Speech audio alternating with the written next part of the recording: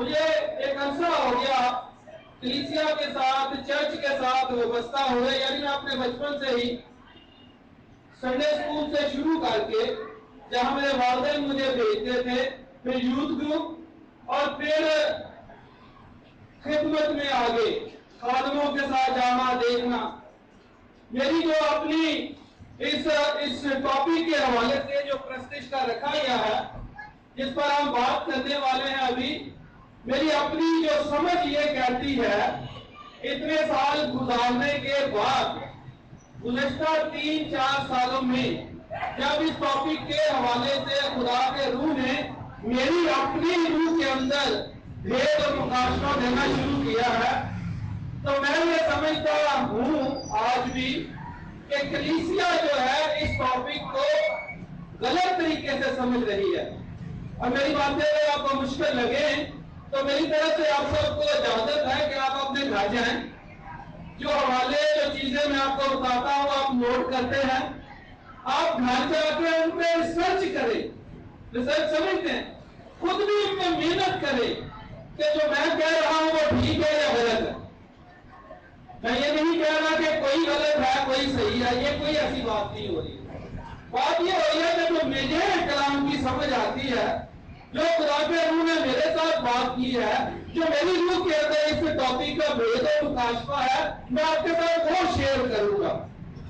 اسی کلام کے ریفرنس، اسی کلام کی باتیں میں نے اس کو 4 مختلف حصوں میں ڈیوائڈ کیا تھا، لیکن اب میری کوشش ہوگی کہ ہم مل کر صرف یہ سمجھ سکیں کہ پرستش ہوتی کیا ہے. پرستش ایک ہماری بڑی جو مس انڈرسٹینڈنگ ہے وہ یہ ہے، جو میں بچپن سے سمجھتا آ رہا ہوں کہ شاید گانا پرستش ہوتی ہے. گانا، اگر صرف گانا ہی پرستش ہوتی تو پھر اس جگہ پر تو صرف بھائی جو ہمارے پیارے بھائی گا کر گئے ہیں وہی گاتے. مجھے تو گانا ہی نہیں آتا، مجھے تو گانا نہیں آتا، تو پھر اگر مجھے گانا نہیں آتا تو میں پرستش کیسے کر سکتا ہوں؟ سوال تو ہے نا. اگر مجھے گانا نہیں آتا جو اگر مجھے نہیں آتا تو اگر صرف گانا ہی پرستش ہے تو پھر میں کیا کرتا ہوں ساری زندگی خدا کی؟ میں جس خدا نے مجھے بھی بنایا تاکہ میں اس کی حمد کروں، تو میں کیا کر رہا ہوں جسے گانا نہیں آتا؟ تو اس کا مطلب سادہ سا یہ ہے کہ صرف گانا ہی پرستش نہیں ہے اور سارا گانا بھی پرستش نہیں ہے. گانا یعنی خدا کی تعریف کرنا گا کر بھاگے کرنے کے ساتھ، یہ پرستش ہے. اب اس کا ایک حصہ ہے، شاید ابھی تھوڑا دور حصہ ہے، اس لیے سارے گانے والے پرستش نہیں کرتے ہیں. کچھ کو آپ اس پاکستان کے اندر جانتے ہیں کہ وہ پرستش کرتے ہیں یا کرتے تھے، جن میں سے ایک بہت بڑا نام اندرسمان صاحب کا، آپ سب ان سے واقف ہیں. وہ خدا کے پرستار تھے کیونکہ وہ گاتے نہیں تھے، صرف وہ پرستش کرتے تھے. تو میری یہ کوشش ہوگی کہ میں اور آپ مل کر آج صرف یہ سمجھ لیں کہ پرستش کیا ہوتی ہے، کیونکہ یہ ٹاپک بہت بڑا ہے. اور اگر آپ اس پورے ٹاپک کو سیکھنا چاہتے ہیں تو یہ پڑھائی سے شروع کر کے مکاشفہ کی کتاب تک جاتا ہے، تو اس کے لیے کافی سارا ٹائم چاہیے. ہر ایک چیز کو، ہر ایک حصے کو ہر ایک طریقے سے کھنگال کر دیکھنے کے لیے کافی وقت چاہیے، جو کہ خیر ہمارے پاس ہے نہیں. کیونکہ مجھے جتنا وقت دیا گیا ہے میں نے اتنے وقت کے اندر ہی یہ اسٹیج چھوڑنا ہے، اس سے زیادہ وقت میں نہیں جانا ہے. تو آئیے کلام کرتے اس میں سے میرے ساتھ نکالیے یوحنا کا انجیلی بیان، یوحنا رسول کی انجیل. اور آپ نے یہ ذہن میں رکھنا ہے کہ جتنی باتیں میں آپ سے کر رہا ہوں یا کرنے جا رہا ہوں ان سب کا مقصد صرف ایک ہے. مقصد صرف ایک ہے کہ ہم سمجھیں کہ پرستش کیا ہوتی ہے. سارے حوالے، ساری بات چیت، سارے جو کچھ بھی میں آپ کے ساتھ شیئر کروں گا، تجربات اور سب کچھ صرف اس لیے ہے کہ ہم آج صرف اتنا سمجھے کہ پرستش کیا ہوتی ہے. تو یونا کی انجیل اور اس کا 9واں باب اور اس کی 31ویں آیت، یہ حوالہ جو ہے یہاں پر یسوع مسیح نے ایک جنم کے اندھے کو شفا دی تھی، اور یہ جنم کا اندھا جب قوم کے سامنے پیش ہوا ہے، یعنی سردار کا ہے جو فقیروں کے سامنے آیا ہے، تو انہیں اس چیز کا بالکل یقین نہیں تھا، نہ ہو رہا تھا کہ یہ اندھا کا جنم کو اب یہ دیکھنے لگ گیا ہے، اور وہ اس کی پوری تحقیق کر رہے تھے تاکہ وہ اس بات کو جانے کہ یہ واقعی جنم کا اندھا تھا۔ اور اس ساری گفتگو کے دوران یہ الفاظ جو میں پڑھنے لگا ہوں، نویں باب کی 31ویں آیت، یہ جنم کے اندھے نے جس کو آنکھیں ملی تھی اس نے یہ الفاظ کہے ہیں۔ تو اس طرح سے لکھا ہے یہاں پر، ہم جانتے ہیں کہ جنم کا اندھا سردار بہنوں کو، فقیہوں، فریسیوں کو اپنی بات کر رہا، جواب دے رہا ہے، کہتا ہے ہم جانتے ہیں کہ خدا گناہگاروں کی نہیں سنتا، خدا گناہگاروں کی نہیں سنتا، لیکن اگر کوئی خدا پرست ہو، لیکن اگر کوئی خدا پرست ہو اور اس کی مرضی پر چلے تو وہ اس کی سنتا ہے۔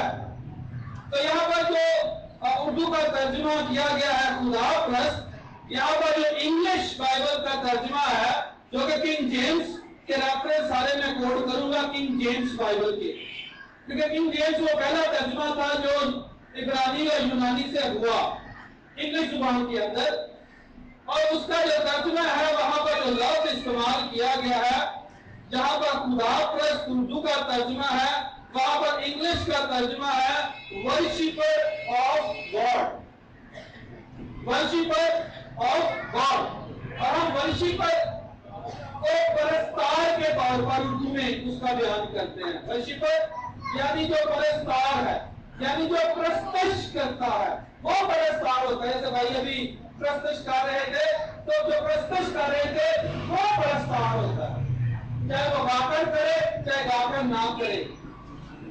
تو اس شخص کا بیان یہ ہے، یہودی قوم کے بڑے بڑے لیڈروں کے سامنے یہ کہہ رہا ہے، جس جنم کے اندھے کی یسوع نے آنکھیں کھولی ہیں، وہ یہ کہہ رہا ہے اگر کوئی خدا پرست ہو، یعنی اگر کوئی خدا کی پرستش کرنے والا ہو اور خدا کی مرضی پر چلتا ہو تو اس کی خدا سنتا ہے۔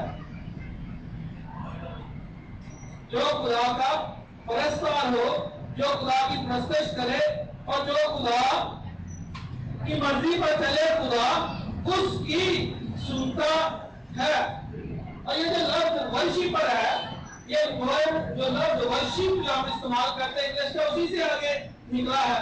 ورشپ یعنی پرستش کرنا، اور ورشپر جو پرستش کرتا ہے جس کو ہم پرستار کہتے ہیں۔ تو یہاں پر یہ جو ورشپر آف گاڈ کے لیے جو یونانی کا لفظ استعمال کیا گیا ہے، یونانی زبان کا جو لفظ استعمال کیا گیا ہے، اس کا مطلب ہے جو خدا کا، انگلش میں کہتے ہیں ریورنس آف گاڈ رکھتا ہے، یعنی پرستار وہ ہے، پرستش وہ کرتا ہے جو ریورنس آف گاڈ رکھتا ہے۔ ریورنس کا مطلب ہوتا ہے خدا کا اس بات کے لیے خوف جاننا کہ وہ خدا ہے، اس بات کے لیے اس سے خوفزدہ نہ ہونا کہ وہ میرا باپ ہے، اگر میں نے اس کی بات سنی یا نہ سنی تو وہ مجھے کچھ دے گا یا نہیں دے گا، اس بات کے لیے اس کا خوف ماننا کہ وہ خدا ہے، اس نے مجھے بنایا ہے، میرا اس کا کوئی تعلق ہے، میرا اس کا کوئی واسطہ ہے، میرا اس کا کوئی رشتہ ہے۔ یعنی یہ لین دین کے معاملات نا جس میں ہم ایک دوسرے سے ڈرتے ہیں یا ایک دوسرے سے واسطہ جلتے نہیں ہیں، ڈرتے بھی اور جلتے بھی ہیں، لین دین جو ہے اس کا خدا کی پرستش کے ساتھ کوئی تعلق نہیں، اس کا خدا کی پرستش کا تعلق یہ ہے، جو حوالہ میرے بڑے بھائی نے بھی پڑھا تھا کہ میں نے ان کو اپنے لیے بنایا کہ کیا کریں، یہ میری حمد کریں، اور ہم جو واحد ایک لفظ ہے اردو زبان کے اندر جس کا مطلب ہے خدا کی تعریف کرنا، लफ्ज है।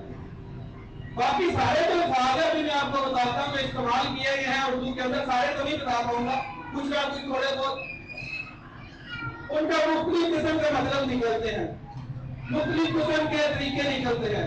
और ये लफ्ज वर्शिप है, इसके लिए भी इब्रानी और यूनानी जुबान के मुख्तलिफ लफ्ज इस्तेमाल किए गए हैं मुख्तलिफ हवालों के अंदर, और मुख्तलिफ लफ्जों का इंग्लिश के अंदर मुख्तलिफ तर्जुमा किया गया है, और फिर उर्दू के अंदर भी बहुत सारे मुख्तलिफ तर्जुमे किए गए हैं।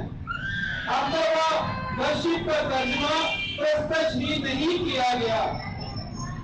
अब उसकी वजह मेन ये होती है कि जो लफ्ज इब्रानी का या यूनानी का इस्तेमाल किया जा रहा है उसके अंदर बहुत सारे मतलब पाए जा रहे होते हैं, तो थोड़ा सा मुश्किल तो होगा, लेकिन अगर सही तरह समझना है तो फिर आपको मेरा साथ देना पड़ेगा।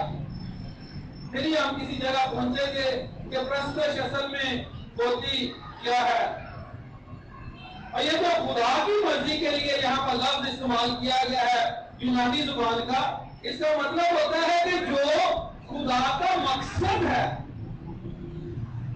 जो खुदा का मकसद है, यानी सादा जुबान में जब खुदा का मकसद जो किसी शख्स के लिए है उसकी जिंदगी के अंदर पूरा होता है तो फिर वो परस्तार होता है। आकर खुदा की सताइश करना है, मेरा बुलावा कलाम सुनाना है, टीचिंग देना है, गाना नहीं है। ये थोड़ी सी बात आगे चल के मैं आपको समझाऊंगा, लेकिन ये जो वर्शिप है, दूसरी एक और बात समझ लें, ये इंग्लिश जुबान का लफ्ज है। कौन सी जुबान का लफ्ज है? लेकिन उर्दू की तरह इंग्लिश में भी मुख्तलिफ जुबानों से लफ्ज आते रहे हैं। इंग्लिश के अंदर भी जैसे उर्दू को हम कहते हैं ये लश्कर है, जुबान लश्कर क्यों है? क्योंकि अपने पास कम है और हिंदी के, संस्कृत के और इस तरह फारसी और दूसरी जुबानों के लफ्ज इसमें बहुत ज्यादा है, तो सारे मिलकर क्या बना देते हैं उर्दू जुबान जो मैं और आप बोलते हैं। इस तरह इंग्लिश के अंदर भी बहुत सारे लफ्ज जो है वो आते रहे हैं। तो ये जो लफ्ज वर्शिप है, इसके लिए जो पुरानी इंग्लिश है, पुरानी इंग्लिश जो फिर नहीं बोली जाती, उसके अंदर जो लफ्ज था वो वर्शिप नहीं बल्कि वर्शिप था। और ये जब इसको तोड़ा जाता है तो ये जो पहला वर्ड है वर्ड पुरानी इंग्लिश के अंदर उसका मतलब होता है वर्थ, वर्थ यानी वैल्यू, वैल्यू किसी, वैल्यू समझते हैं, कदर क्या है किसी की, कदर क्या है मेरी जिंदगी के अंदर किसी की। और फिर लफ्ज शिप, और फिर यहां से लफ्ज बन गया वर्शिप, लफ्ज बन गया वर्शिप, वर्शिप, वर्थ से वर्शिप। इंग्लिश बदलती रहती है, उर्दू भी बदलती जा रही है, बहुत सारे मुश्किल अल्फाज हम नहीं बोलते, आसान बोलते हैं।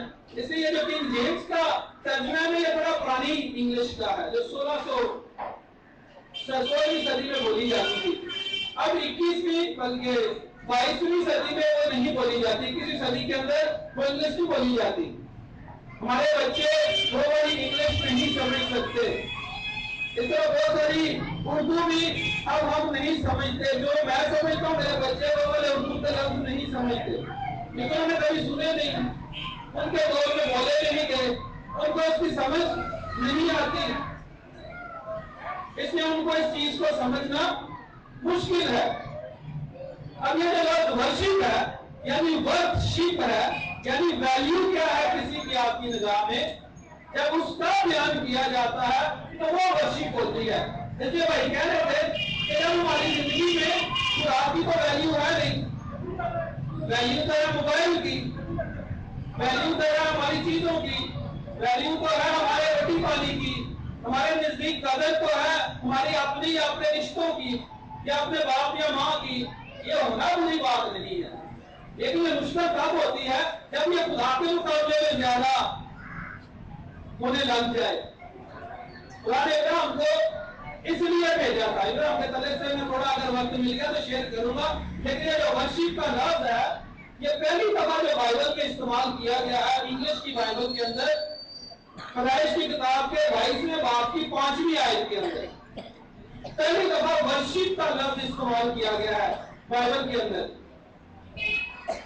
اور وہاں پر جب 22ویں باب کی 5ویں آیت میں جب ابراہیم اپنے بیٹے اسحاق کو لے کر موریا کے پہاڑ پر جانے والا ہے تو اس نے اپنے 2 غلاموں کو اس کے ساتھ نے کہا کہ یہاں ٹھہرو، میں اور یہ لڑکا اس پہاڑ پر جاتے ہیں اور خدا کی پرستش کر کے واپس آتے ہیں. خدا کی اچھا بھائی جب اردو کے ترجمے کے اندر پرستش نہیں لکھا ہے، وہاں لکھا میں اور یہ لڑکا جاتے اور اس پہاڑ پر خدا کو سجدہ کر کے آتے ہیں. انگلش کی بائبل میں لکھا ہے اس کی ورشپ کر کے آتے ہیں، اردو کی بائبل میں لکھا ہے اس کو سجدہ کر کے آتے ہیں. غلط ترجمہ نہیں ہے، یہ یاد رکھیے گا.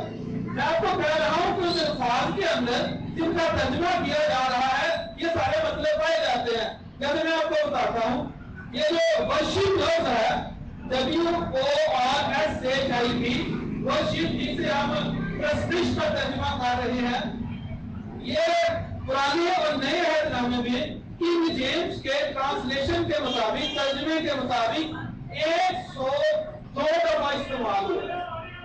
102 دفعہ کنگ جیمز کے انگلش ٹرانسلیشن کے مطابق. اور اس میں سے اس کا ترجمہ پرستش جو ہے، پرستش اس کا ترجمہ صرف 25 دفعہ کیا گیا. 102 دفعہ ورشپ کا لفظ پورے طور پر استعمال ہوا ہے. اور اس میں سے صرف 25 دفعہ اس کا ترجمہ جو ہے وہ پرستش کیا گیا ہے اور 60 دفعہ اس کا ترجمہ سجدہ کیا گیا ہے. لفظ ورشپ ہے، اب اس کا ٹرانسلیشن اردو میں ہے. اور 4 دفعہ پوجا یا پوجنا یا پوجنے کے معنی میں اس کا ترجمہ کیا گیا ہے. اور 11 دفعہ اس کا ترجمہ جو ہے وہ عبادت کیا گیا ہے. لفظ ورشپ کا ترجمہ عبادت کیا گیا ہے.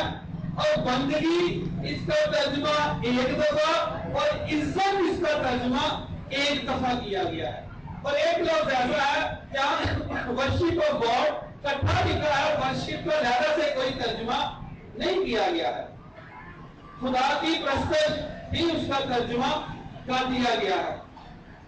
اور پھر اگر میں اردو کی سائڈ سے جاؤں، پرستش جو ٹاپک ہے ورشپ پرستش، تو اردو کی بائبل کے اندر جو پرستش کا لفظ ہے یہ کل 57 دفعہ استعمال ہوا ہے.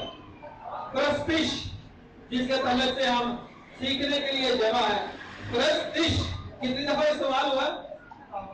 کتنی دفعہ؟ 57 دفعہ استعمال ہوا ہے. اور اس میں سے 21 دفعہ ترجمہ انگلش میں ورشپ ہے اور اس میں سے 17 دفعہ ترجمہ وہی جو میں نے پہلے 25 بتائے ان میں سے 17 آیات ہے. باقی فرق ہے پرستش سے. اور سب سے زیادہ جو ترجمہ اردو میں ہے پرستش سے جاتے جاتے لفظ کا وہ ہے 23 دفعہ، جس کا انگلش کا ترجمہ ہے سرو، SERV، سرو یعنی خدمت کرنا، SERVE، سرو یعنی خدمت کرنا. اور 5 دفعہ اس کا ترجمہ سرو ہے جو سرو کی ہی اگلی فارم ہے، یعنی اس نے خدمت کی تھی، یعنی وہ سروس میں ہی کاؤنٹ کیا جائے گا. اور 7 دفعہ اس کا ترجمہ ورشپ میں دیا گیا ہے، وہ ورشپ کے ساتھ کاؤنٹ ہوگا. اور 1 دفعہ اس کا ترجمہ جو ہے وہ بت پرستی کیا گیا ہے انگلش میں، آئیڈینٹی. اردو میں کیا ہے؟ پرستش، جب بتوں کی پرستش کی جاتی ہے. اب پھر اس کے علاوہ جو اردو کی زبان ہے اس کے اندر لفظ ستائش بھی استعمال کیا جاتا ہے.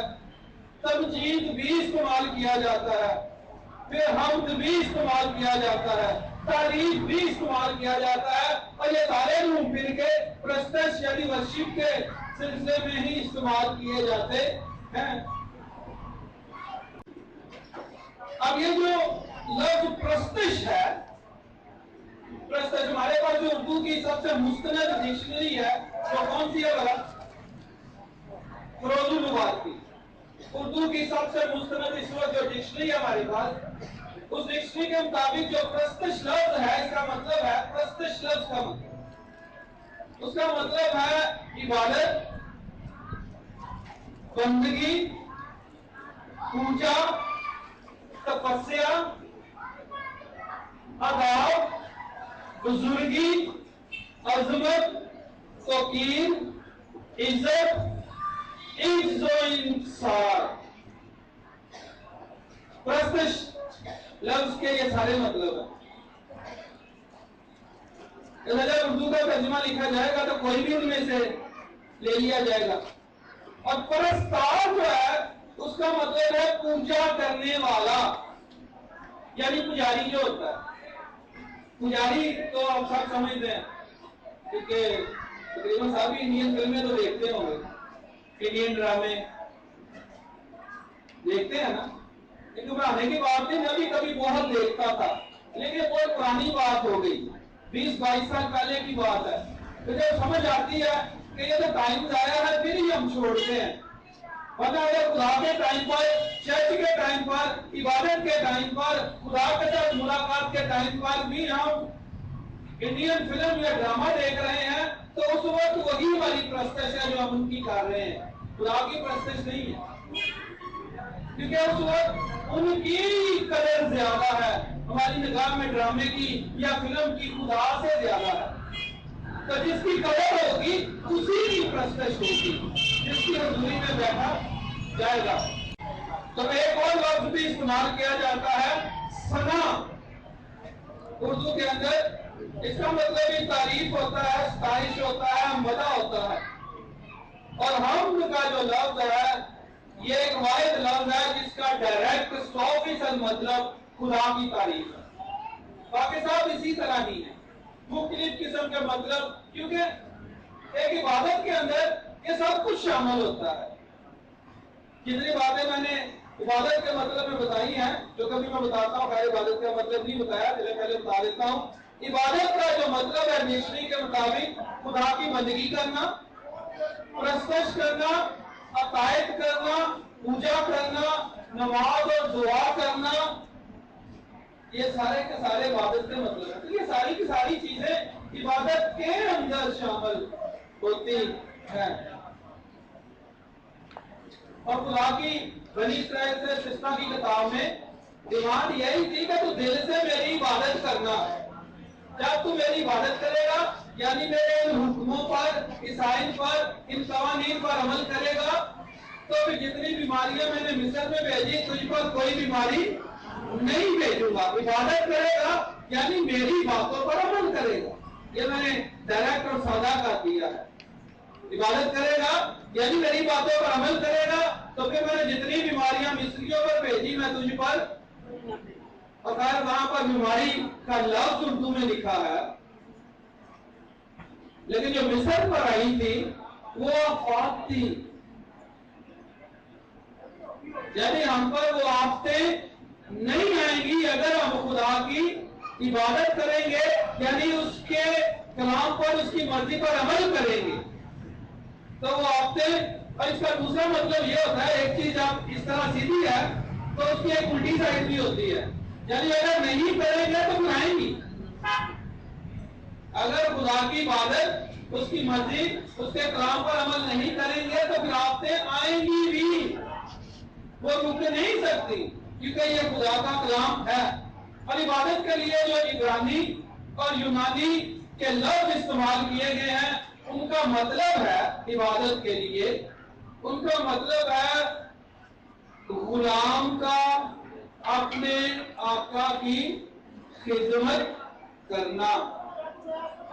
यानी इबादत करने के लिए, इबादत जो उर्दू का लफ्ज है और जो جو عبرانی اور یونانی کے لفظ استعمال کیے گئے ہیں عبادت، جس کا ترجمہ ہمارے پاس آیا ہے، ان کا مطلب ہے غلام کا اپنے آقا کی خدمت کرنا. غلام کا اپنے آقا کی کیا کرنا؟ کیا کرنا؟ اب یہ تھوڑا سا مشکل کام ہے، لیکن اگر آپ کو یاد ہو تو یسوع مسیح نے بڑے واضح طور پر یہ اعلان کیا تھا کہ ابن آدم اس لیے نہیں آیا کہ خدمت لے. ابن آدم اس لیے نہیں آیا کہ خدمت لے، بلکہ اس لیے کہ خدمت کرے. بلکہ اس لیے کہ خدمت اور بتیروں کے بدلے اپنی جان فدیہ میں دے. یعنی ابن آدم کون ہے؟ یسوع مسیح ہے. یسوع مسیح خود کہہ رہے ہیں، یہ متی کی انجیل کے 20ویں باب کی 28ویں آیت ہے کہ میں خدمت کرنے کے لیے آیا ہوں. اور عبادت کا مطلب کیا ہے؟ غلام کا اپنے آقا کی خدمت کرنا. غلام کا اپنے آقا کی خدمت کرنا. اور جس دور میں یسوع مسیح اس زمین پر تھے، غلام عام پائے جاتے تھے. غلام عام پائے جاتے تھے اور غلام کے اندر کچھ باتیں خاص ہوتی تھی. ایک یہ کہ غلام کی اپنی کوئی مرضی نہیں ہوتی تھی. غلام وہی کرتا تھا جو اس کا آقا چاہتا تھا، جو اس کا مالک چاہتا تھا. اور اگر ہم بائبل کو، انجیلوں کو، مسیح کے بیانوں کو خاص کر یوحنا کی انجیل میں اور ہر انجیل میں دھیان سے دیکھیں تو یسوع مسیح کا ایک بات پر بہت زور ہے. بہت ساری باتوں پر زور ہے، جن میں سے ایک بات پر بہت زور ہے اپنے تعلق سے کہ میں اپنے باپ کی مرضی کو پورا کرنے آیا ہوں. یعنی اس کا دوسرا مطلب یہ ہے کہ میں اپنی مرضی نہیں کرنا چاہتا. یعنی اس کا یہ بھی مطلب ہے کہ میری کوئی مرضی نہیں ہے. میری مرضی ہے تو صرف یہ کہ میں اپنے باپ کی مرضی کو پورا کروں. میری مرضی ہے تو صرف یہ کہ میں اپنے باپ کی مرضی کو پورا کروں. تو یہ تم بھی کہتے ہیں میرا کھانا ہی ہے کہ اپنے بھیجنے والے کی مرضی کا مطابق کروں. یعنی میرے لیے روٹی کی کوئی اہمیت نہیں ہے. اہمیت ہے اس بات کی کہ میرے باپ کی مرضی جو میرے لیے ہے وہ میری زندگی کے اندر پوری ہو. اور اس طرح کے آپ کو اور بہت سارے کسی یسوع مسیح کہے کہ یہ زمین پر آئے کہ خدمت کریں.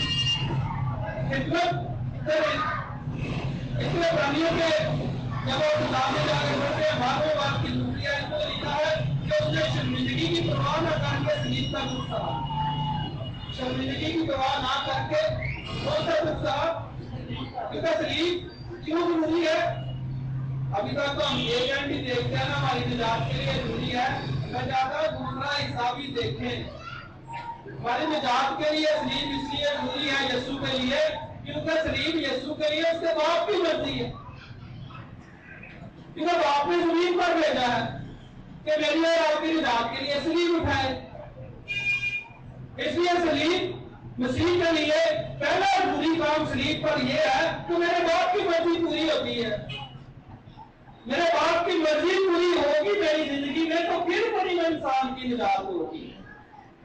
ہم کیونکہ سیدھا نجات پر جاتے ہیں، بیچ میں سے نکال دیتے ہیں، اس لیے ہمارا فوکس بھی ہٹ جاتا ہے کہ جب میں نے نجات پائی ہے، جب مجھے یسوع سے نجات دی ہے تو پھر میں پہلے یہ جانوں کہ باپ کی مرضی اب میرے لیے کیا ہے. میں دوسرے گناہگاروں کو مسیح تک لاؤں گا، مسیح تک لاؤں گا، کیونکہ مسیح خدا کی مرضی ہے میری نجات کے لیے. جب ہم موو کریں گے اس طرح سے تو پھر ہم پرستش کے نزدیک پہنچنے کی کوشش کر رہے ہوتے ہیں. اور یہ جو لفظ استعمال کیا گیا ہے، میں نے آپ کو پہلے بتایا ورشپ، ورشپ، جس کے اندر زیادہ قدر کس چیز کی ہے ہم ڈٹرمن کرتے ہیں. تو اس کا ورشپ کا مطلب میں نے پہلے بھی آپ کو بتانے کی کوشش کی، ریورنس، جو کسی الہی شخصیت کی جاتی ہے وہ ورشپ ہوتی ہے. اور جب لہر کو بدلا جاتا ہے، جو کہ بنی اسرائیل کی تاریخ کے اندر آپ دیکھتے ہیں इन्होंने मुझे छोड़कर बुतों की प्रस्तश की है, बुत बनाए हैं, हर एक हरे दरख्त के नीचे गए हैं। खुदा का कलाम उसे हरामकारी कहता है। और उस वक्त प्रस्तश किसकी हो रही थी? बुत की। किताब में वादे लिखा है, बुत बनाते हैं, उसकी प्रस्तश करते हैं, जो ना देख सकता है, जो ना सुन सकता है, जो ना जवाब दे सकता है, उसकी प्रस्तश हो रही है। खुदा को पहला गुस्सा कब आया था बनी इस्राइल पर? जब वहां से मिस्र से निकल के आए थे। पहला सही वाला गुस्सा कब आया था? जब मूसा पहाड़ था तो उन्होंने बछड़ा बनाया। बछड़ा बनाने से क्या किया? उन्होंने इस बात का ऐलान किया, ये तेरा खुदा है जो तुझे मिस्र से, तो जो खुदा है उसी की प्रस्तश होगी। खुदा ऊपर मूसा को कहते थे लोग फिर गए हैं भाई जा, इन्होंने समझा खुदा बछड़ा नहीं है, खुदा मैं हूं जो तुम्हें मिस्र से निकाल कर आया हूं, प्रस्तश मेरी करनी है। इसे जब नीचे उतरते हैं, यीशु कहता है बड़ा शोर है। मूसा ने कहा ये नाच गाना है। आते ही सबसे पहले उसने क्या काम क्या किया था? मूसा बुत, वो जो बछड़ा था, किना को कुटिया पीस कर देना, दोनों मसे पीस कर खत्म कर दिया उसको, क्योंकि वो खुदा के मुकाबले में खड़ा हो गया ना। तो जो भी खुदा के मुकाबले में आएगी वो भी पिस जाएगी, वो रह नहीं सकती, खत्म हो जाएगी। आप ये देखें पूरी बाइबल के अंदर खुदा बनी में इंसान से प्यार करता है, खुदा, और इसका सबूत उसने अपना बेटा देकर दिया। लेकिन वही खुदा जो है, बाइबल ये कहती है कि एक शख्स का मुकाबला भी के लिए भी खड़ा होता है। मुकाबला करता है खुदा, किनका? भला मगरूरों का। मगरूरों का खुदा मुकाबला करता है। तो अगर किसी का मुकाबले में खुदा आ जाए तो छुड़ाएगा क्या? कौन छुड़ाएगा? छुड़ा सकता है कोई? एली ने अपने बच्चों को यही कहा था। एली काहिन जिसके बच्चों ने बनी इस्राएल कौम को कुर्बानियों से गुमराह कर दिया था, जो कि खुदा की प्रस्तश और वहां से उड़ाती थी राहत अंगेज खुशबू, उनसे दूर कर दिया था। तो खुदा ने उसे, एली ने अपने बच्चों को कहा था कि अगर इंसान का गुनाह करे तो खुदा से माफी मिल जाएगी, लेकिन अगर इंसान खुदा का गुनाह करे तो फिर कोई हल तो नहीं है ना। ये तो खुदा की मेहरबानी है ना, मेरा तो कोई हल नहीं था। तो उसने यीशु को बीच में डालकर मुझे और आपको दोबारा इस काबिल कर दिया कि हम अपनी तकलीफ के मकसद पर वापस आए। अगर वो ना यीशु को भेजा तो मैं और आप तो कुछ नहीं कर सकते थे ना। खुदा ने किया है सब कुछ, खुदा ने भेजा है, खुदा ने किया है, तो फिर वर्थ किसकी होनी चाहिए, कदर किसकी होनी चाहिए हमारी जिंदगी में? खुदा की होनी चाहिए कि नहीं? होती है कि नहीं? सवाल ये है कि हमारी जिंदगी के अंदर कदर है किसकी? होनी चाहिए। ये तो आइडियल सिचुएशन है ना, ये तो आइडियल है ना कि होनी चाहिए। हमारी जिंदगी के अंदर खुदा की कदर होनी चाहिए। तो जिसकी कदर होती है वही हमारे लिए सब कुछ होता है। कभी गौर किया आपने? जिसकी कदर होती है वही हमारे लिए सब कुछ होता है। नहीं गौर किया? तो ये तो आप, तो जिसकी कदर होगी उसी की प्रस्तश होगी, दूसरे की तो नहीं हो सकती। और खुदा के मुकाबले में अगर किसी की प्रस्तश होगी तो खुदा इस चीज का बहुत बुरा मनाता है। खुदा इस चीज का बहुत बुरा मनाता है। अब ये जो हम करते हैं नॉर्मल रूटीन में, क्योंकि दो चीजों को पहले मैं थोड़ा सा ज्यादा कर दूं। प्रस्तश एक फर्क चीज है, वर्शिप एक फर्क चीज है, और खुदा की प्रेज या तारीफ करना एक फर्क चीज है। नॉर्मल जो हमारा जो चल रहा है उसके अंदर जो हम खुदा की तारीफ करते हैं, हम उसी को खुदा की प्रस्तश करना चाहते हैं। इसलिए हर शख्स जो गाता है ना, आप पता नहीं इस्तेमाल करते हैं या लोगों से रास्ते में है कि नहीं, मेरा थोड़ा रास्ता रहता है, तो बहुत सारे लोग जो है, अब गाने वाले क्रिश्चियन बहुत ज्यादा है, گانے والے کرسچن بہت زیادہ ہیں، بلکہ بہت سارے تو مانے ہوئے سنگر ہیں. لیکن پچھلے دنوں نیٹ پہ ایک فیس بک پہ بحث چل رہی تھی، میں بتاؤں گا وہی 7-8 لوگوں کے نام تھے، ان میں سے پرستار کون ہے؟ تو جس کو کہیں گے کہ وہ پرستار نہیں ہے وہ لڑتا ہے، وہ برا مناتا ہے اس چیز کا، کیونکہ سب گا لیتے ہیں، سب اچھا گا لیتے ہیں، سب معاشرے کے اندر گانے کی وجہ سے مقام رکھتے ہیں. بات معاشرے کے اندر مقام ہونے کی نہیں ہے، بات خدا کی کتاب میں کسی مقام کے ہونے کی ہو رہی ہے. اور ججمنٹ تو ہم میں سے کوئی نہیں کر سکتا، لیکن تجزیہ ہم سب کر سکتے ہیں. اور پہلا تجزیہ یہ ہونا چاہیے کہ کیا میں خدا کا پرستار ہوں کہ نہیں. ہم دوسروں کے چکر میں ہیں. خدا آپ کو اپنے پرستار کے طور پر دیکھتا، گانا آتا یا نہیں آتا. پرستار آپ ہو سکتے ہیں، پرستار آپ ہو سکتے ہیں. تو بہرحال میں اس ڈسکشن میں نہیں جاتا، میں نے صرف دیکھا سنا اور اس پہ کوئی کمنٹ نہیں کی ہے. کیونکہ کوئی کہتا ہے یہ ایک ورشپر ہے، باقی سنگر ہے، گلوکار ہے. جس کو آپ کہیں گے گلوکار ہے وہ کہتا ہے کیونکہ میں انجیل کے گیت گاتا ہوں، زبور گاتا ہوں تو میں پرستار ہوں. اس لیے کہ نئی ٹرم آج کل نکالی گئی ہے کرسچینٹی کے اندر، نئی ایک ایجاد کی گئی ہے ٹرم، آپ سنتے ہوں گے گاسپل سنگر. تو میرا سادہ سا سوال ہے، یہ گاسپل سنگر کیا ہوتا ہے؟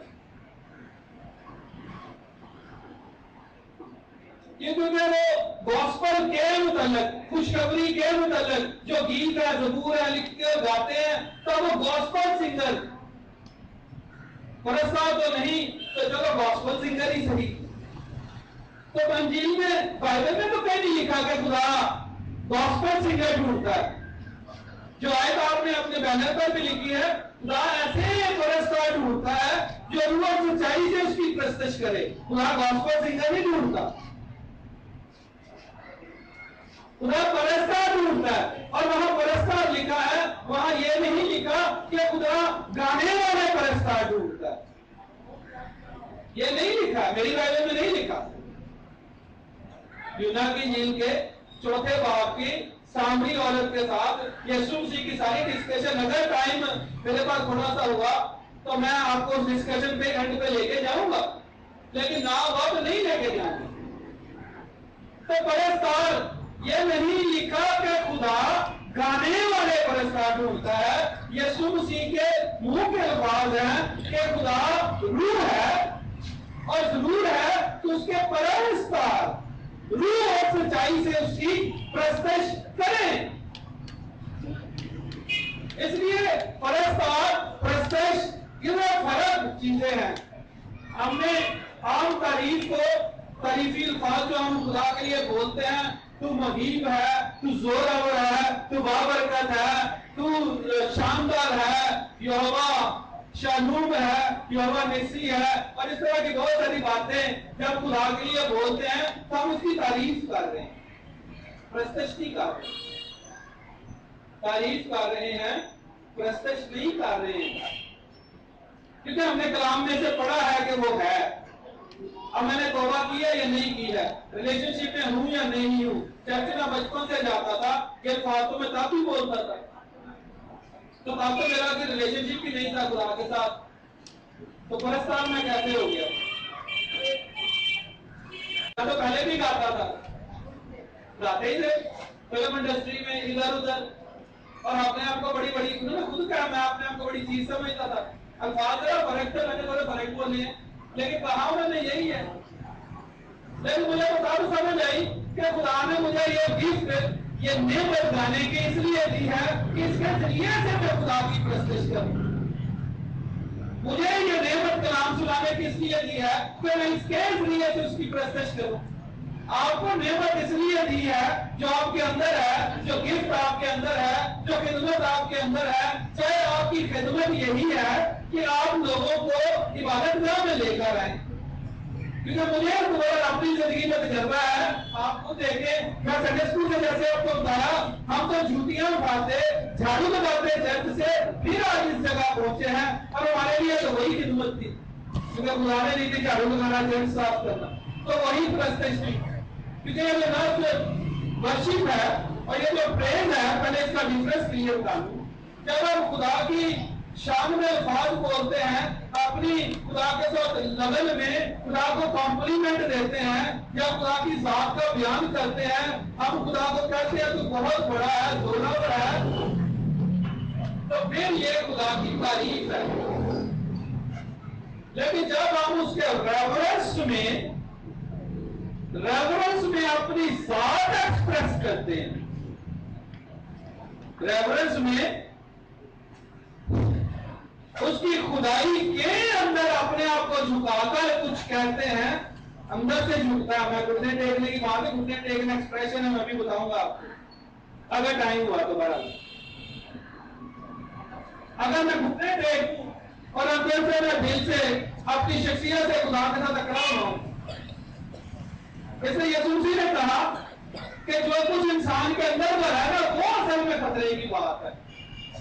इसलिए यीशु मसीह ने बकिया पुलिस को कहा कि तुम ऊपर से सारी सफाई कर देते हो, तो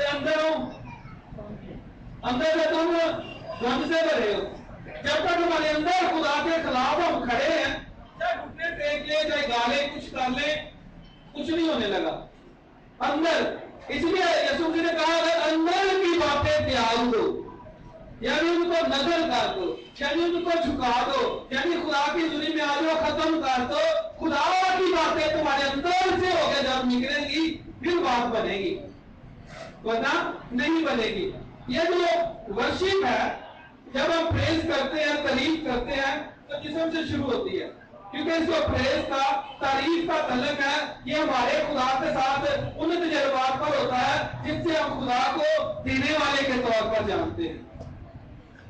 यानी हम इस रिलेशनशिप में देखते हैं, खुदा ने मुझे कुछ दिया है, खुदा ने मुझे जिंदगी दी है, खुदा ने मुझे सांसें दी हैं, खुदा ने मेरे लिए अपना बेटा भेजा है, खुदा ने रूह को दिया, खुदा ने कुछ दिया है मुझे। हम इस रेफरेंस के अंदर उसकी तारीफ कर रहे होते हैं, इसी कॉन्टेक्स्ट के अंदर, इसी सियासत के अंदर हम उसकी तारीफ कर रहे हैं। लेकिन जब हम इस तारीफ के करते करते इस लेन देन के चक्कर से बाहर हो जाते हैं और हम इस जगह आ जाते हैं कि वो खुदा है और मैं उसका बेटा हूं, मेरा उसका तल्लुक है। देखिए वालिदैन और बच्चों के दरमियान लेन देन का साहब नहीं होता। क्यों होता है? होता है साहब? नहीं होता। वो बच्चे हैं, जो आपके बच्चे हैं, जो आपके घर में हैं, आपकी जिम्मेदारी है उनकी जरूरतें पूरी करेंगे आप, इसका कोई हिसाब तो नहीं होता। क्या जब बच्चे बड़े हो जाते हैं तो वालिदैन उनको लिखते हैं कि मैंने आज तक तेरे ऊपर 40 लाख रुपए लगाए हैं, मुझे वापस कर। कभी ऐसा किसी वालिदैन ने किया? कोई नहीं होता। लेन देन कोई नहीं है। ये सादा सी इससे अच्छी मिसाल भी मुझे समझ आ रही थी समझाने के लिए। तो जब हम इस सारे लेन देन के चक्कर से बाहर खुदा की तारीफ इस तरह करना शुरू करते हैं कि वो मेरा बाप है, मैं उसका बेटा हूं, मेरा उसका तल्लुक है, और हम उसमें दूर कर जाते हैं, तो वो जो बोलती होती है वो प्रस्तश होती है। पहले वाली तारीफ है वो तो आपने मुझसे सुन ली, एक दूसरे से सुन ली, इससे सुनने के लिए जो रिलेशनशिप है ये आपका जाती और गहरा भी है। देखो मेरी बेटियां बैठी हैं, ये मुझसे तो कुछ मांगेंगी, आपसे नहीं मांगेंगी, क्योंकि आपसे उनका कोई रिलेशनशिप नहीं है। और मैं उन्हें कुछ दूंगा बगैर हिसाब के। इसमें हमारी जो बहुत सारी टीचिंग है जो मुझे समझ आती है वो उन्हीं की हुई है। अब मसीहत या कलीसिया या चर्च जिस जगह खड़ा है, हमारी बहुत सारी टीचिंग उलझाव का शिकार है, और उन्हीं में से एक प्रश्न भी है। ये प्रेम की, तारीफ की वो हाईएस्ट फॉर्म है जब मैं लेन देन के चक्कर से बाहर निकल के खुदा को देखता हूं, जानता हूं, और फिर मैं उसकी तारीफ करता हूं। और फिर ये तारीफ बगैर तजर्बे के नहीं होती, क्योंकि मैं आपको एक छोटा प्रोसेस बताऊंगा जब हम सही प्रस्ताव तक पहुंच सकते हैं, कैसे पहुंचते हैं। फिर होती है, अदरवाइज नहीं होती है। क्योंकि तब हमें खुदा की जात के अंदर उसकी वर्थ जो है اس کی قدر جو ہے لین دین سے باہر چل رہی ہے. خدا نہ ہوتا تو میں بھی نہ ہوتا, خدا نہ ہوتا تو میری کریشن بھی نہ ہوتی, لین دین تو بات ہی بڑی دور کی رہ گئی. خدا نہ ہوتا تو دنیا بھی نہ ہوتی, خدا نہ ہوتا تو آج میں زمین پر کھڑا بھی نہ ہوتا, خدا نہ ہوتا تو کریشن کے اندر انسان بھی نہ ہوتا, کیونکہ خدا نے کہا کہ ہم انسان کو اپنی صورت پر اپنی شبیہ کی مانند بنائیں. تو اگر خدا نہ ہوتا تو میں ہوتا ہی نہ. تو جب ہم اس جگہ پر آ جاتے ہیں کہ بھئی خدا کی وجہ سے میں ہوں, پھر پرستش ہوتی ہے, ادروائز پرستش نہیں ہوتی. اور یہ جو پرستش ہے, یہ جتنے الفاظ ہیں, اب اس سے زیادہ میں آپ کو الفاظ ان کے مطلبوں کے اندر نہیں لے کے جاتا, لیکن میں سادہ سی جو مجھے سمجھ آئی ہے ساری باتوں میں سے جو اس کی تعریف نکلی ہے, لیکن یہ جو لفظ ہیں جتنے ان کے بہت سارے مطلب نکلتے ہیں جو میں نے آپ کو کہا, جس میں سجدہ بھی ہے, اس میں پیس پیس ہونا بھی ہے, اس میں جھکنا بھی ہے, گھٹنے ٹیکنا بھی ہے, ہاتھ اٹھانا بھی ہے. یہ سارے الفاظ کے اندر سے جو عبرانی اور یونانی کے استعمال کیے گئے ورشپ کے لیے, یہ سارے مطلب ان میں سے نکلتے ہیں. اس لیے یہ سارے ایکسپریشن جب آپ اندر سے اس کی پرستش کھالے ہوتے ہیں تو ٹھیک ہے, لیکن ان سب میں سے جو اس کی تعریف نکلتی ہے کہ ہم اس کے ریفرنس کے اندر ہم اس کو خدا جانتے ہوئے, خدا مانتے ہوئے, اپنا مالک اور آقا جانتے ہوئے, اپنا کریٹر جانتے ہوئے, اپنا باپ جانتے ہوئے, جب ہم اس کی مرضی کے اندر 100% اس کی تابع فرمانی کرتے ہیں, پریکٹیکل کے اندر وہ پرستش ہوتی ہے. To fulfill the will of Almighty God by radical obedience. Radical ہوتی ہے total obedience, total surrender. خدا نے بنایا اس لیے کہ میں اس کی حمد کروں, یعنی میں اس کی پرستش کروں, یعنی میں اس کی 100% فرما برداری کروں. 100% فرما برداری اس کی مرضی ہے میرے لیے. اگر آپ کو تھوڑی مشکل لگتا ہے تو ادھر کے اندر چلے جائیں, یہی ہوا ہے. اگر وہاں سے مشکل لگے تو یسوع کی زندگی میں آنے, اس سے بڑی تو کوئی مثال نہیں. یہی ہوا. باقی سب کو میں نے اس لیے بیچ میں چھوڑ دیا کہ وہ آدم پہلا ہے, یہ دوسرا آدم ہے. ان دو آدموں کے تقابل پہ ہی میری اور آپ کا سب کچھ چل رہا ہے. اس نے گناہ کیا تو میں اس کے ساتھ گناہگار ہو گیا. اس نے میری نجات کے لیے جان دی, جب میں نے اس کے ساتھ اپنے آپ کو صلیب پر دیکھا, اسے نجات دینا قبول کیا تو میں گناہ سے آزاد ہو گیا. آزاد ہو گیا, میں گیا کہاں پہ؟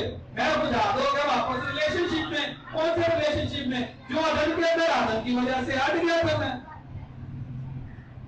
تو آدم کے اندر کتنے حکم خدا نے دیے آدم کو؟ ایک ہی حکم دیا, ایک ہی, وہی خدا کی مرضی. اس کے اندر رہنے سے دیکھیں, آدم نے خدا نے آدم کو کہا کہ یہ 2 درخت ہیں درمیان میں, ان میں سے ایک نیکی اور بدی کی پہچان کا درخت ہے, اس کا پھل نہیں کھانا, کیونکہ یہ پھل کھانے سے کیا ملے گا؟ موت. موت. اور اگر اس درخت کا پھل نہیں کھانا تو ساتھ میں ایک اور درخت ہے جو حیات کا درخت ہے, اگر اس کا پھل کھاتا تو کیا ملتی؟ زندگی. اس کو کھانے سے خدا نے منع نہیں کیا, اس کو کھانے سے منع کیا, کیونکہ خدا تو یہ نہیں چاہتا تھا کہ آپ نیکی اور بدی کے چکر میں پڑیں. خدا تو یہ چاہتا تھا کہ آپ اس کی مرضی کے اندر رہیں, یہی آپ کی پرستش ہے. آپ اس کی فرما برداری کریں, یہ پرستش ہے. آدم, کیونکہ جیسے میں نے کہا پرستش کا تو لفظی ورشپ کا پہلی دفعہ پیدائش 22 کا 5ویں آیت میں ابراہیم نے استعمال کیا ہے. تو ابراہیم تو آدم سے 22ویں پشت ہے, تو 21 پشتیں کیا کرتی رہی خدا کی؟ انہوں نے پرستش نہیں کی. پھر وہ پہلی آدم سے لے کے آدم سے شروع کر کے ابراہیم تک 22ویں پشت ہے. تو بیچ والی 21ویں آدم نے خدا کی پرستش نہیں کی. تو بہترین پرستش تو رن کے اندر ہی تھی, جب گناہ بھی کوئی اور مسئلہ بھی نہیں. تو وہاں پہ پرستش کے لیے کیا تھا؟ یہ پھل نہیں کھانا, باقی سب کچھ کھا. یعنی کیا تھا؟ میری مرضی ہے یہ پھل نہیں کھانا, یعنی کیا کہ یہ میری مرضی ہے, یہ حکم ہے, اس پر عمل کرو. اور جب تک آدم اور حوا یہ کرتے رہے, آدم کے اندر میں کیا کچھ حاصل نہیں تھا. کیا کچھ نہیں تھا حاصل, مجھے بتائیں. وہ سب کچھ جس کے لیے میں ہمارے مارے پیتے ہیں.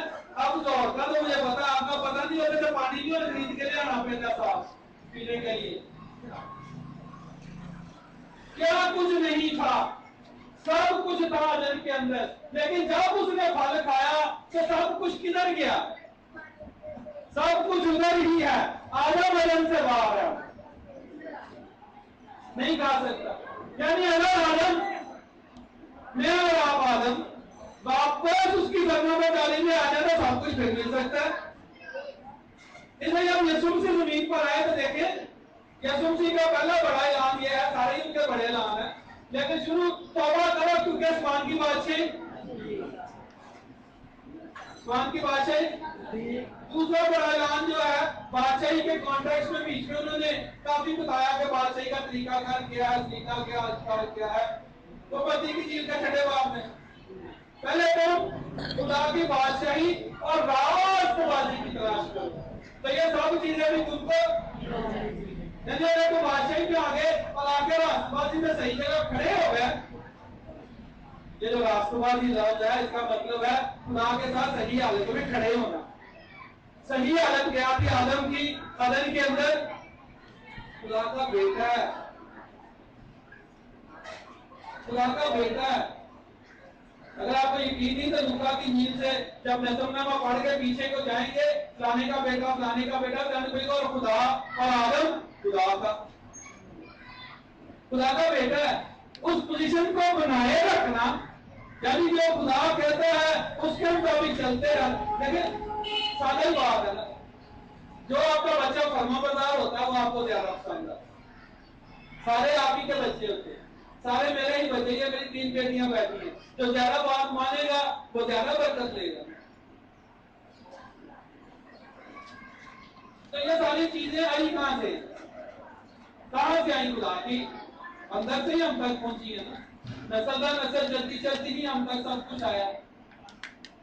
تو آدم اگر قائم رہتا ہے, یسوع مسیح زمین پر ان کا سب سے بڑا ایک چیز میں نے آپ کو یہ بتائی, کیا کہتا ہے میں اپنے باپ کی مرضی کو پورا کرنے. دوسرا کیا کہتا ہے عبرانیوں کا مصنف قیاس کرتا ہے, یسوع مسیح نے خود کو اٹھا کر کیا سیکھا. تو اور کہیں لکھا کہ یسوع نے کسی بات کو سیکھنے کے لیے دکھ اٹھایا وہی, کیونکہ خدا کی مرضی کو پورا کرنا, اس کی فرما برداری کرنا, اس کے کلام کے مطابق چلنا, یہی سب کچھ ہے. یہی یسوع مسیح نے کیا ہے. اس لیے خدا کہتا ہے یہ میرا پیارا بیٹا, اس سے میں خوش ہوں. یہی پرستش ہے. جو خدا کی مرضی ہے اس کے اندر چلنا ہی پرستش ہے.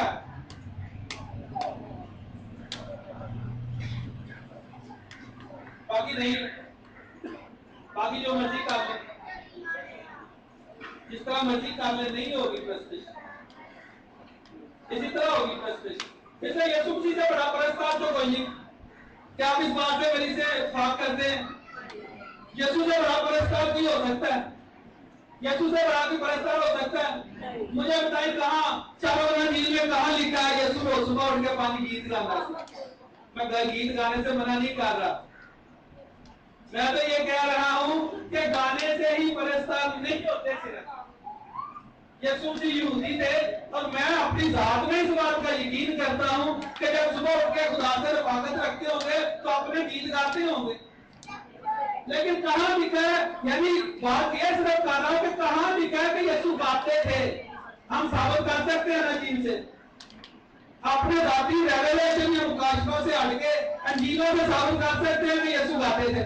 وہ باقی قسم نے گیت گاتا, گیت گاتے ہوئے باغ گتسمنی میں چلے گئے, گیت گاتے وہ وہاں سے گیت گاتے ہوئے یہ لکھا ہوا ہے.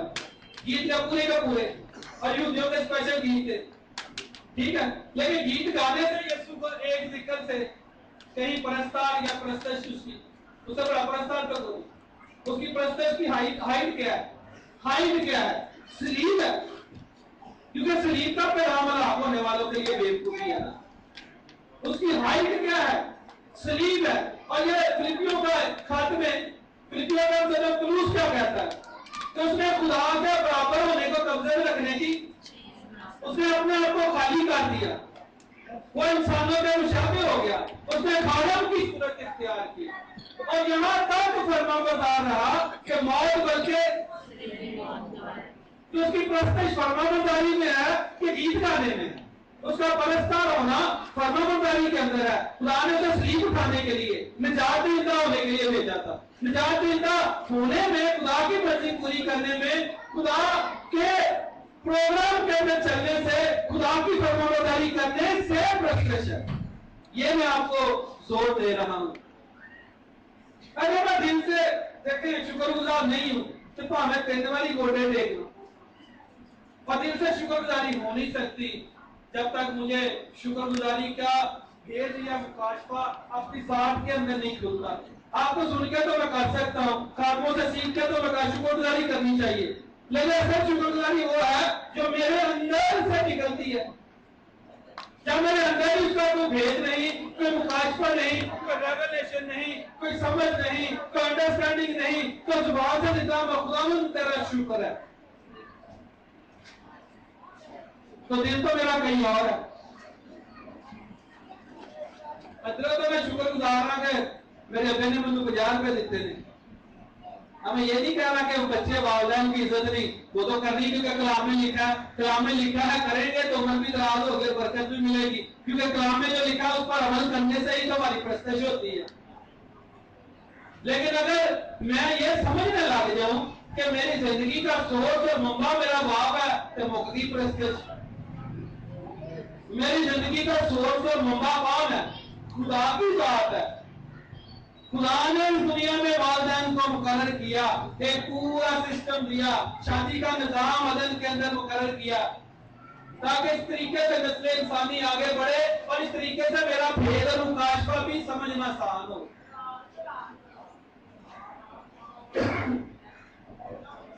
اس لیے جو ورشپ ہے یہ صرف خدا کی ہو سکتی ہے، کسی اور کی نہیں ہو سکتی، کیونکہ خدا آپ کا اصل میں مالک اور آپ کا ہے، اور کوئی نہیں ہے، میرا بھی اور آپ کا بھی، صرف خدا ہے۔ خدا ہی روزگار کمانے کی طاقت دیتا ہے، نہ ہمیں تو کوئی بھی نہیں کما سکتا۔ خدا ہی روز صبح ہمیں اٹھاتا ہے، اگر نہ اٹھائے تو ہم نہیں اٹھ سکتے۔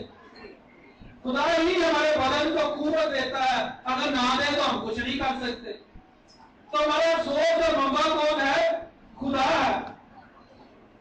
سورس اور منبع کون ہے ہمارا؟ خدا ہے۔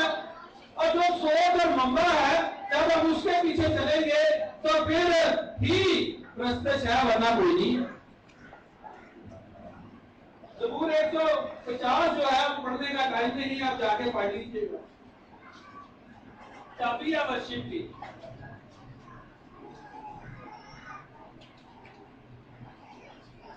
ہر متنفس کس کی حمد کرے؟ کس کی؟ اور آگے لکھی ہے نا ساری ڈیٹیل، اس لیے یہ کیا، سارا کچھ اس نے کیا۔ اے میری جان، زبور میں اس کو کہتے ہیں 103 زبور میں، اے میری جان کس کو مبارک ہے؟ اے میری جان کس کو؟ کسی اور چیز کا ہے کوئی تعلق نہیں، کیونکہ سورس اور منبع کون ہے؟ سورس اور منبع کون ہے؟ ورشپ کب ہوتی ہے؟ جب ہم اس بات کا دل سے اظہار کرتے ہیں کہ ساری چیزوں کا سورس اور منبع خدا ہے، میری ذات کا سورس اور منبع بھی کون ہے؟ خدا ہے، پھر ورشپ ہوتی ہے۔ جب ہمیں اس چیز کا بھید اور مکاشفہ ہو جاتا ہے کہ خدا اس کائنات کو بنانے والا اس کا سورس ہے جس میں میں بھی شامل ہوں، تو پھر ورشپ ہوتی ہے۔ اور جو سچی ورشپ ہوتی ہے اس کے لیے ہمیں اسٹرگل نہیں کرنی پڑتی، وہ اندر سے اپنے آپ نکلتی ہے۔ جو صحیح ورشپ ہے وہ اندر سے نکلتی ہے۔ اگر گھٹنے ٹیکنا اس کا اظہار ہے تو پھر گانے والے کو یا لیڈ کرنے والے کو یہ نہیں کرنا ہو سب گھٹنے ٹیکے خدا کی ذوری میں۔ ہم سب پرستار ہیں، میرے تو خدا کی ذوری میں آ کے، آپ کو خدا کی ذوری میں آ کے، ہمیں تو خدا کے گھر میں آ کر، اس کی ذوری میں آ کر ہمیں تو اندر سے ویسے ہی کام جانا چاہیے۔ گھٹنے تو اپنے آپ ٹکنے چاہیے کہ سورس کے منبع کے سامنے ہے، جو مالک ہے اس کے سامنے ہے، نہیں ٹکتے۔ وہ دفعہ تو پرستار یعنی گانے والے کہتے رہتے ہیں آؤ ہاتھ اٹھائیں، ہاتھ ہی نہیں اٹھتے، کیونکہ ہاتھ کب اٹھائے جاتے ہیں؟ ابھی کوئی پستول لے کے گن لے کے ہاتھ چکے جان، کیوں؟ کیونکہ ہم جان گئے ہیں کہ میں اس کا مقابلہ نہیں کر سکتا، ہاتھ اٹھا دیتے ہیں، بھائی تو جو کہیں گا وہی ہوئے، کیا ہو گیا؟ اب کیا ہو گیا؟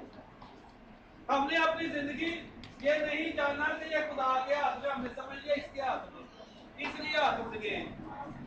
تو جب ہم نہیں جانتے کہ ہمارا سورس اور منبع زندگی کا مالک وہ ہے، ہاتھ اٹھے ہی نہیں، گھٹنے ٹکتے نہیں، ہاتھ اٹھتے نہیں۔ ہمارے گانے والے جو ورشپر بھی بیچ میں شامل ہو، گانے والے صاحب، گاسپل سنگر اور سچے پرستار سارے جب گا رہے ہوتے ہیں اسٹیج پر، وہ زور لگا رہے ہیں نہیں، چرچ کے اندر بیٹھے ہیں ہم، ہمارے اپنے خیالات ہیں، باتیں ہیں۔ زبون پولس یہ کہتا ہے اپنے خط کے اندر، جب ہم عبادت میں آتے ہیں تو ہر کسی کے اندر یا زبور ہوتا ہے یا مزامیر ہوتے ہیں یا گیت ہوتا ہے، تو جب ہم عبادت کے اندر آتے ہیں ہمارے اندر سوچی ہوتی ہے جا کے کیا کرنا ہے، ابھی جا رہے ہیں، کب عبادت ختم ہوگی، گھر کب جائیں گے، آگے گھر کے چرچ کے بعد ایک ہی چھٹی ہے، 100 اور کام کرنے ہیں۔ تو ان ساری یہ چھوٹی چھوٹی باتیں ہیں، ان سارے حالات کے اندر پرستش ہو سکتی ہے آگے اندر۔ وہ تو ہم اپنی ایک ذمہ داری پوری کرنے کے لیے جا رہے ہوتے ہیں کہ جس چرچ نہ گئے تو تجھے کی کہیں گے، کیونکہ اندر سے ذرا پرابلم ہے نا۔ تو جب اندر سے ہم اس کو اس کی حیثیت میں نہیں سمجھتے، ورشپ نہیں ہو سکتی۔ فرشتے کیوں قدوس قدوس پکارتے رہتے ہیں آسمان پر؟ کیونکہ انہیں اس کے پاس رہتے ہیں نا۔ بہت ساری باتیں کہوں لیکن ایک بات صرف کہوں گا، ٹائم نہیں ہے۔ وہ اس کے پاس رہتے ہیں نا، انہیں اس کی خصوصیت کا بھید مکاشفہ ملا ہوا ہے۔ ہم ذرا اس کے پاس جاتے نہیں، جائے گا تو ملے گا نا، ورنہ نہیں۔ اس لیے ہمیں کہتے ہیں وہ ہیلیلویا گائے، جیسے ہی ہیلیلویا شروع ہوتا ہے کئی پریشان ہو جاتے ہیں کہ ہیلیلویا مکے گا کب؟ قدوس قدوس قدوس پکارتے ہی رہتے ہیں، کیونکہ ان کے اندر اس کو دیکھ کر جو بھید اتر رہا ہے وہ ختم ہی نہیں ہوتا، وہ پکارتے رہیں گے۔ مجھے اور آپ کو جتنا وہ ملا تھوڑا سا پکار کے بعد چپ ہو جاتے ہیں، پھر ہم کہاں پرستش کر رہے ہیں؟ ہو نہیں سکتا، نہیں ہو سکتا۔ اور یہ جو پرستش ہے یہ نیچرل رسپانس ہے، یہ قدرتی طور پر اندر سے نکلتی ہے جب ہمیں سمجھ آ جاتی ہے کہ میرا خدا میرا مالک ہے، اندر سے اپنے آپ نکلتی ہے، پھر کسی کو کہنے کی ضرورت نہیں، مجھے میرے اندر سے نکلنی چاہیے، نکلتی ہے۔ پرستش جب ہم اس کو اس طور پر جان جاتے ہیں جس طور پر یہ ہوتا ہے، اور ورشپ تب ہوتی ہے جب ہم کسی چیز کا کریڈٹ خود نہیں لیتے۔ یہاں ایک بہت بڑا مسئلہ ہے چرچ کے اندر، جب میں چرچ کہتا ہوں تو مجھے پورے اپنے صرف لاہور مینلی اور پاکستان کے چرچ اور ورلڈ کا بھی کافی حد تک پڑھنے کا تجربہ ہے، کیونکہ میں باہر ابھی گیا نہیں لیکن کتابیں پڑھ لیتا ہوں۔ ایک بہت بڑا مسئلہ کریڈٹ کا ہے، بلکہ بہت ہی بڑا مسئلہ ہے۔ یہ کام تو میں نے کیا ہے، اس کی واہ واہ تو میری ہونی چاہیے۔ تو واہ واہ صرف ایک ہی ہوتی ہے جو اصل کریڈٹ کا مالک ہے۔ اگر مجھے خدا نے یہ برکت دی، یعنی یہ گفٹ دیا، یعنی یہ نعمت دی، یعنی اس کا فضل ہو گیا کہ میں تھوڑی کلام کی باتیں خدا کے روح سے سیکھ کر آپ سے شیئر کر سکوں، تو مجھے بتائیں اس میں میرا کیا کریڈٹ ہے؟ نہیں، اگر خدا فضل نہ کرتا نہیں ہو سکتا ہے۔ اگر خدا فضل نہ کرے تو کوئی پاسٹر ہو سکتا ہے، اگر خدا فضل نہ کرے تو آپ یہاں آ سکتے تھے، تو کریڈٹ میرا کا ہے۔ تو جب کریڈٹ ہر بات کا جو ہماری زندگی میں ہو رہی ہے، خدا کو جو سپریم سب سے اعلیٰ بلند سورس ہے، منبع ہے میری زندگی کا، اس کو دیا جاتا ہے، پھر پرستش ہوتی ہے، ورنہ پرستش نہیں ہوتی ہے۔ اور جب ٹوٹل سرنڈر کیا جاتا ہے اس بات کے لیے کہ ہاں خداوند جو تو کہے گا۔ ہم سب نے باقی گتسمنی کے اندر دیکھا نا، یسوع مسیح جب ان کا پسینہ بھی خون کی بوندیں بن کے گرنے لگ گیا تو انجیلا میں یہ بتا رہی ہے کہ یسوع نے کہا کہ اگر ہو سکے تو یہ پیالہ، اچھا میری اپنی انڈرسٹینڈنگ یہ کہتی ہے باغ گتسمنی کے اندر جا کے کہ جتنی سپیڈ سے اس نے اس کی نفی کیا اتنی سپیڈ سے یہ الفاظ نہیں بولے کہ اگر ہو سکے تو یہ پیالہ مجھ سے، لیکن میری نہیں بلکہ تیری مرضی پوری ہو۔ یہ زیادہ سپیڈ کا کام ہے۔ دکھ تو بہت ہے، پریشانی بہت ہے، بوجھ بہت ہے، گناہ ساری دنیا کے ہے، مشکل ہے، لیکن میری نہیں تیری مرضی پوری ہو۔ یہ اس نے زیادہ سپیڈ سے کہا ہے کہ کدھر میرا پیو میری گل ہے والی سونی نہ جائے، نہیں نہیں نہیں نہیں نہیں تیری مرضی پوری ہو، جان دو سلیب ساری دنیا کے گناہ میرے اوپر۔ یسوع مسیح نے کبھی اپنی ساری زندگی میں یہ کہا کہ میں بڑا کلام کمال کا سناتا ہوں؟ پڑھا کبھی آپ نے؟ میں نے تو اتنا پڑھا، یسوع نے کہا میرا کلام میرا نہیں بلکہ میرے بھیجنے والے کا ہے۔ جو کوئی گل ہے نہیں تو میرا کوئی کمال نہیں، جس نے مجھے بھیجا اسی کا کمال ہے۔ آپ نے کبھی سنا یسوع نے یہ کہا ہو کہ یہ معجزے جتنے ہوئے ہیں یہ میرے ذرے بازی میں کیے ہیں؟ کسی چیز میں پڑھا ہو تو مجھے بتا دیں، میں نے نہیں پڑھا آج تک۔ اس نے کہا میرا باپ مجھ میں رہ کر اپنے کام کرتا ہے، یعنی ہر چیز کا کریڈٹ، کلام کا کریڈٹ، معجزوں کا کریڈٹ، دوسری باتوں کا کریڈٹ۔ لوگ کہہ رہے ہیں وہ ایک بڑا نبی برپا ہوا ہے، تو استاد ہو کر آیا ہے خدا کی طرف سے۔ یسوع نے کبھی کہا، یسوع نے کبھی کہا میں بڑا استاد ہوں؟ کہا یسوع نے؟ یسوع نے کبھی کہا میں بہت بڑا نبی ہوں؟ یسوع نے کبھی کہا میرے کلام کے اندر کیا تاثیر پائی جاتی ہے؟ ہر چیز کا کریڈٹ کیا جا رہا ہے باپ کی طرف، اس لیے یسوع سے بڑا پرستار نہیں ہو سکتا۔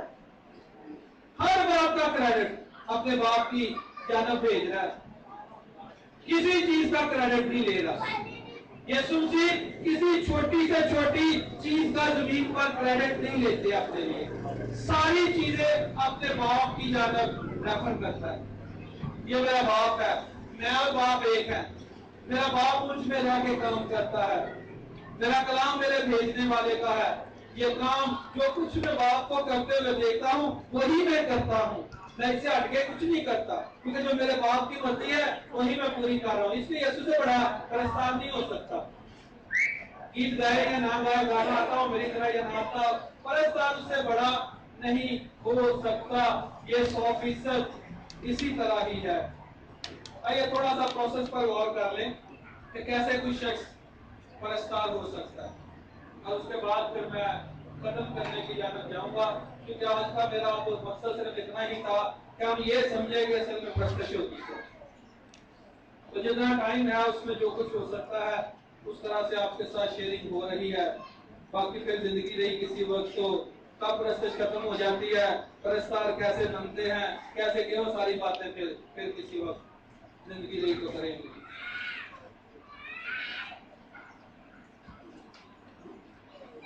اب میں آپ کو تھوڑا سا پرستار how can we become a good God desired worshipper, تھوڑا تھوڑا ٹچ آپ کو کرا دیا ہے، لیکن ایک چھوٹی سی ترتیب میں آپ کے سامنے ضرور رکھنا چاہتا ہوں تاکہ آپ کو مجھے سمجھنے میں آسانی ہو جائے۔ ہم یعنی انسان جنہیں خدا نے اپنے لیے بنایا ہے کہ اس کی حمد کریں، اس کا مطلب ہے کہ ہم صرف ایک ہی آڈینس کے لیے پرفارم کرنے کے لیے بنائے گئے ہیں۔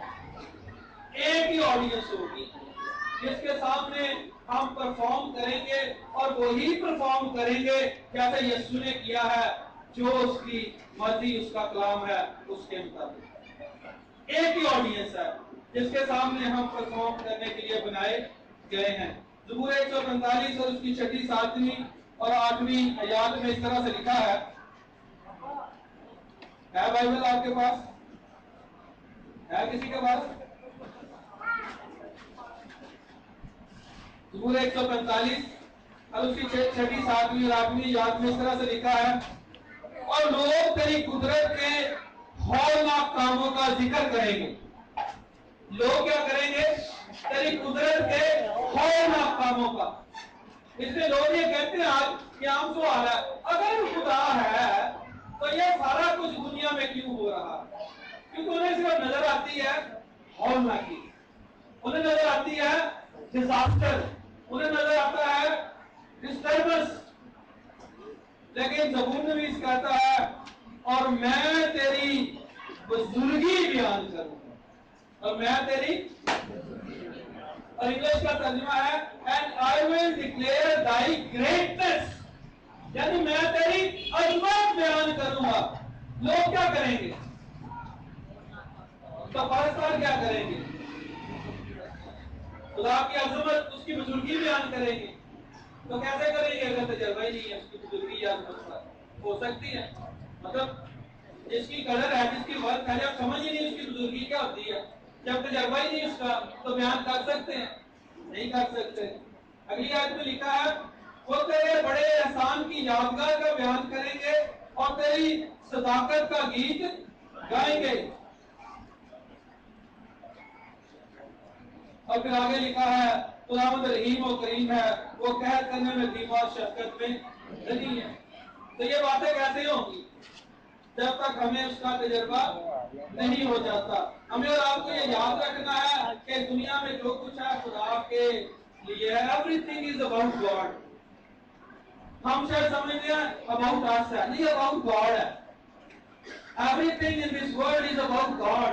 سب کچھ خدا کے لیے, خدا کے متعلقہ ہے, کیونکہ خدا سے سب کچھ شروع ہوا ہے اور خدا پہ ہی سب کچھ ختم ہونا ہے. اور اگر خدا کے تعلق سے گہرا جاننا چاہتے ہیں تو ایک ہی سورس ہے, مجھے تو ایک ہی ملائکہ ہے جو خدا کے متعلق صحیح طرح سے بتا سکتا ہے. اور میں پچھلے 5 سالوں سے جب سے بائبل اسکول میں پڑھا رہا ہوں, اپنے لم کے 3 سال ہونے والے, اس سے پہلے ونڈر لائف جو روم بھٹی صاحب کا تھا وہاں پہ پڑھاتا تھا. تو جتنے اسٹوڈنٹ آتے ہیں کلام سیکھنے کے لیے, یہ کلام سیکھنے کے لیے آنے والوں کی بات کرنے والوں, تو جب میں ان سے پوچھتا ہوں کہ کلام دن میں کتنی دیر پڑھتے ہیں, تو آپ کو پتا جواب کیا ہوتا ہے؟ تو 5 منٹ پڑھتا ہے. بہت کسی نے چھلانگ لگائی ایوریج تو 10 منٹ پڑھتا ہے. تو جو آپ کو بتا سکتا ہے کہ آپ کا خدا کون ہے, خدا کیسا ہے, جس سے میں سے پہلے آپ جانتے ہیں, پھر جب اس کلام کا تجربہ کرتے ہیں تو پھر صحیح پرستار بنتے ہیں. تو کلام تو پہلے اسٹیپ پر ہی موسٹلی ہم فیل ہیں, کیونکہ کلام پڑھنے کا تو ہمارے پاس ٹائم ہی نہیں ہے. نہیں ہے ہمارے پاس, ہمارے بچوں کے پاس تو بالکل ہی نہیں ہے. اب بزی بہت زیادہ ہے, اب ان کے پاس, بچوں کے پاس اسپیشلی فیس بک کے لیے زیادہ ٹائم ہے, کلام کے لیے کم ٹائم ہے.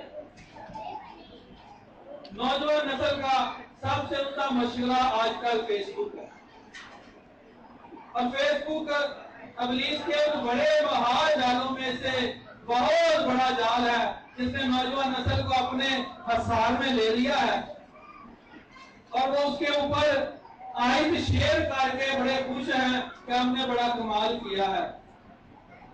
آیت شیئر کرنے سے کوئی مسیحی نہیں ہوتا, آیت اس کی زندگی کے اندر اتر جائے اور اس کے مطابق اس کی زندگی بنے, پھر کوئی مسیحی ہوتا. تو ہم بہت ساری مشکل کا شکار ہیں, اس لیے ہمیں سمجھنا ہے سب کچھ خدا سے متعلقہ ہے, اور کلام ہمیں بتا سکتا ہے ہمارا خدا کیسا ہے. آپ خدا کی اتنی ہی پرستش کر سکتے ہیں جتنا آپ کو اس کا علم ہے, اس سے زیادہ نہیں ہو سکتا. سمپل.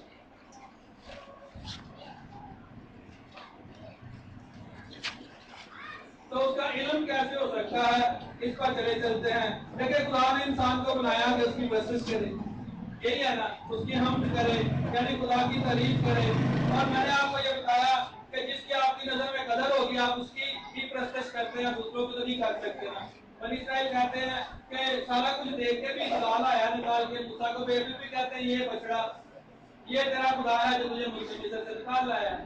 تو جس کو آپ ویلیو دیں گے اسی کی پرستش کر سکتے ہیں، چاہے زبانی ہو چاہے گا کر ہو۔ اس کے لیے ضروری ہے کہ آپ کو اس کی سمجھ ہو جس کی آپ پرستش کرنا چاہتے ہیں، اور پرستش تب تک نہیں ہو سکتی جب تک ہم اسے گہرے میں جانتے نہیں ہیں۔ پرستش تب تک نہیں ہو سکتی جب تک ہم اپنے خدا کو گہرے میں جانتے نہیں ہیں۔ اور یسوع مسیح نے یہ فرمایا، خود فرمایا یوحنا کی انجیل کے 7ویں باب کی 30ویں آیت میں کہ ہمیشہ کی زندگی یہ ہے کہ وہ تجھ خدا واحد اور مجھ یسوع مسیح ناصری کو جسے تو نے بھیجا ہے جانے۔ جب تک گہرے میں نہیں جانتے تب تک اس کی پرستش نہیں ہو سکتی۔ اور یہاں انگلش کے ترجمے میں جو لفظ استعمال ہوا جاننے کے لیے دو، اس کے لیے جو گریک کا لفظ ہے اس کا مطلب ہے کمپریہینڈ کر لینا۔ اور کمپریہینڈ کرنے کا مطلب ہوتا ہے پورے طور پر سمجھنا، پورے طور پر جاننا کہ خدا کیسا ہے۔ اس کو ڈسٹنگوش مائنڈ کہتے ہیں، یعنی جو آپ اپنے خدا کے متعلق جانتے ہیں آپ لوگوں کو وہ پتا نہیں ہوگا کیونکہ آپ اس کو گہرے میں جانتے ہیں۔ اور یہ صرف ذہنی دماغی علم نہیں ہوتا ہے، یہ تجرباتی علم ہوتا ہے خدا کا۔ ہمیں اس کلام کا تجربہ اپنی زندگی میں کرنا پڑتا ہے۔ اور یہاں پر میں اب آپ کو اپنا تھوڑا سا ایکسپیرینس نہیں دے سکتا کیونکہ پھر وقت زیادہ ہو جائے گا، لیکن یہ ضرور شیئر کر سکتا ہوں۔ اگر آپ یہ کہتے ہیں کہ خدا محبت ہے تو آپ اس کو محبت کے طور پر تبھی بیان کر سکتے ہیں اگر آپ کو اس کی محبت کا تجربہ ہے۔ میں یہ نہیں کہہ رہا کہ جب یسوع کو اس نے بھیجا کیونکہ قرآن نے دنیا سے ایسی محبت رکھی ہے، اس نے اپنا اکلوتا بیٹا بخش دیا، تو آپ نے کلام سے آیت پڑھ کے سمجھا ہے کہ یسوع کے وسیلے اس کی محبت کی پیک نظر آتی ہے۔ میں کہہ رہا ہوں اس پیک کا آپ کی ذات کے اندر تجربہ ہونا چاہیے، پھر آپ اس کو صحیح طرح بیان کر سکتے ہیں، ورنہ نہیں کر سکتے۔ یوحنا کی انجیل میں یوحنا کے پہلے خط میں یوحنا رسول یہ کہتا ہے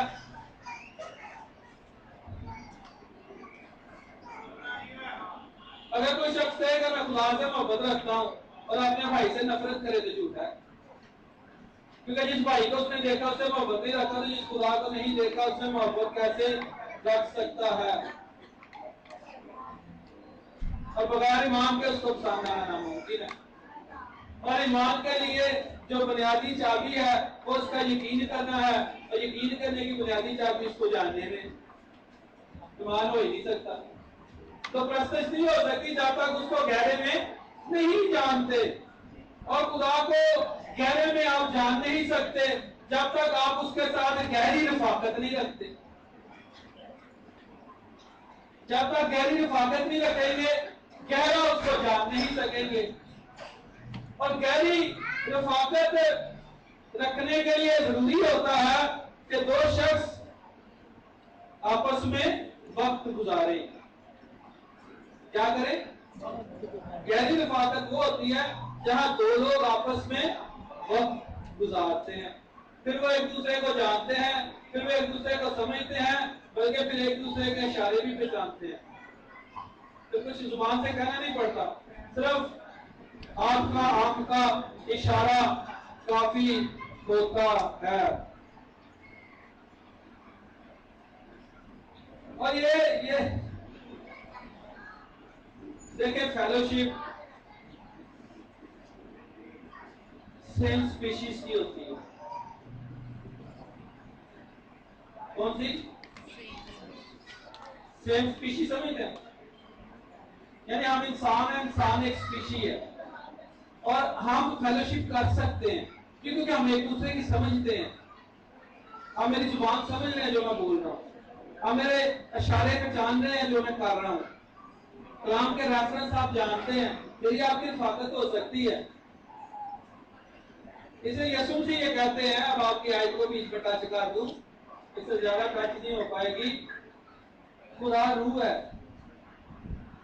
اور ضرور ہے کہ اس کے پرستار روح اور سچائی سے اس کی پرستش کریں، یعنی خدا روح ہے۔ خدا کی اسپیشی ہوں گے تو آپ کی اس کے ساتھ رفاقت ہو سکتی ہے، ورنہ نہیں ہو سکتی۔ یسوع مسیح نے آپ سے رفاقت رکھنی تھی، خدا نے بنی ہوئی انسان سے رفاقت رکھنی تھی، تو خدا زمین پر اتر آیا انسان بن کے تاکہ آپ کے ساتھ رفاقت رکھے، آپ کے دکھوں کو، آپ کے مسائل کو جان سکے کہ انسان کیوں میں نے بنایا ہے، کیڑی سڑیچے۔ اس کے عبرانیوں کا مصنف یہ کہتا ہے یسوع کے متعلق چوتھے باب سے اونورڈ، نیچے آپ پڑھیں گے جا کے آپ کو مل جائے گا کہ ہمارا باپ کے پاس ہمارا ایک ایسا سردار کاہن ہے جو ہمارا ہمدرد ہو سکتا ہے، کیونکہ وہ سب باتوں میں ہماری طرح نمایا گیا ہے۔ اس لیے اگر آپ خدا سے رفاقت رکھنا چاہتے ہیں، یعنی میں یہ کہہ رہا ہوں پرستش نہیں ہو سکتی جب تک آپ اسے جانتے نہیں، جب تک آپ اسے جانتے نہیں پرستش نہیں ہو سکتی، اور جب تک اسے رفاقت نہیں رکھتے ہم اسے جان نہیں سکتے۔ اور رفاقت دو سیم سپیشیز کی ہوتی ہے، اس لیے یسوع مسیح خود کہہ رہے ہیں کہ خدا روح ہے، ضرور ہے اس کا پرستہ روح اور اس سچائی سے اس کی پرستش کریں۔ اس کے بغیر گہری رفاقت نہیں ہو سکتی۔ میں آپ کو چھوٹی سی ایک مثال دیتا ہوں۔ زبور 91 نکالے ذرا، زبور 91 پہلی آیت نکالے۔ دیکھیں زبور 90 جو ہے اس کے اوپر لکھا مرد خدا موسیٰ کی دعا، 97 کے اوپر یہ نہیں لکھا زبور، 91 کے اوپر یہ نہیں لکھا زبور کس کا ہے۔ میری اپنی اصطلاح میں میری اپنی ذات کے لیے جو ہے میں اپنے لیے جو استعمال کو، میرے لیے زبور 91 بھی زبور موسیٰ کا ہی ہے، زبور موسیٰ کا 90 ان کا تھا آگے کنٹینیوشن، ٹھیک ہے۔ اور زبور 91 پہلی آیت میں لکھا ہے جو حق تعالیٰ کے پردہ میں رہتا ہے وہ قادر مطلق کے سایہ میں سکونت کرے گا۔ اور انگلش کا ترجمہ اس طرح سے ہے he that dwelleth in the secret place of the most high shall abide under the shadow of the almighty۔ تو میں صرف اس میں رفاقت کے پہلو پر کیونکہ بات کر رہا ہوں، اب میں کہہ رہا ہوں کہ سیم سپیسیز کی رفاقت ہوتی ہے، رفاقت نہیں ہوگی تو جانیں گے نہیں، جانیں گے نہیں تو پرستش نہیں ہو سکتی۔ تو وہ زبور میں بھی اس لیے کہہ رہا ہے کہ جو خدا کی سیکرٹ پلیس میں رہتا ہے اس کے ساتھ، جو ڈویل کرتا ہے اس کے ساتھ، لکھا ہے he that dwelleth in the secret place۔ اور یہ سیکرٹ پلیس کے لیے عبرانی کا ترجمہ ہے، جو عبرانی کا لفظ ہے اس کا مطلب جو اس کے کورنگ میں رہتا ہے، جو اس کے کور میں رہتا ہے، جس کو اردو میں ترجمہ کیا جو حق تعالیٰ کے پردے میں رہتا ہے، یعنی اس کے کور کے نیچے، یعنی کہ جو آلویز خدا کے اندر رہتا ہے، جو خدا کے ساتھ گہری رفاقت میں رہتا ہے۔ کیونکہ یہ ڈویلر ہے نا، اس کا مطلب ہے جو اس کا عبرانی کا لفظ ہے جو سٹ ڈاؤن ہوتا ہے، جو ریسائڈ کرتا ہے، جو کنٹینیولی ایک جگہ پر رہتا ہے کسی دوسرے کے ساتھ۔ یعنی زبور جس کا بھی ہے موسیٰ کا ہے یا نہیں ہے، لیکن جس کا بھی زبور ہے وہ خدا کے ساتھ گہری رفاقت میں رہتا ہے، گہری ترین رفاقت میں رہتا ہے، یعنی سیم سپیشی والی رفاقت میں رہتا ہے۔ یعنی جب وہ خدا کے ساتھ رفاقت میں گہرا جاتا ہے تو وہ دنیا سے، بدن سے، ان معاملات سے اتنا کو ہٹ جاتا ہے کہ جیسے پلوس کہتا ہے کہ روحانی آدمی روحانی باتوں کے خیال میں رہتا ہے، اس وقت فکر ہوتی ہے اسے رفاقت میں صرف خدا کی اور اپنی کہ ہم حاضر ہیں، میں خدا کی دنیا میں حاضر ہوں، اس کا کوئی بھید اور مکاشفہ مل جانا چاہیے۔ کیونکہ وہ گہری رفاقت میں رہتا ہے، اس لیے وہ دوسری آیت میں کیا کہتا ہے، اگلی آیت میں لکھا ہے میں خداوند کے بارے میں کہوں گا، کیونکہ وہ رفاقت میں رہتا ہے اس لیے وہ جان گیا اپنے خدا کو، اس لیے وہ کہہ رہا ہے میں خداوند کے بارے میں کہوں گا، وہی میری پناہ اور میرا گھر ہے۔ اب وہ اس کی پرستش کر رہا ہے کیونکہ اس کو گہرے میں جان گیا، اب اسے سمجھ آ گئی کہ میری پناہ جس سے میری زندگی اس دنیا میں سٹینڈ کر سکتی ہے، کڑی رہ سکتی ہے، میری جان بنی رہ سکتی ہے، وہ خدا ہے، وہ میرا گھر ہے۔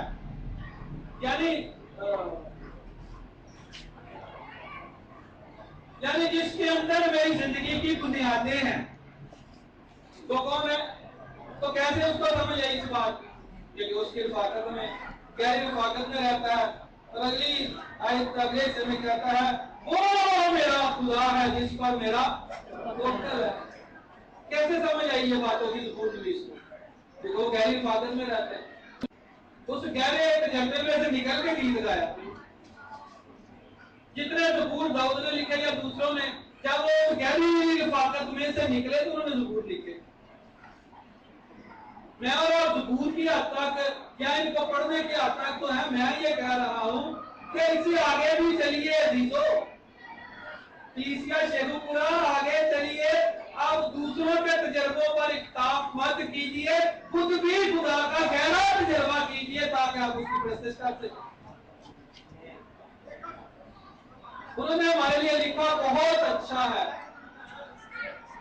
लेकिन हमें खुद भी खुदा की जात के साथ गहरे तजर्बे में जाना है।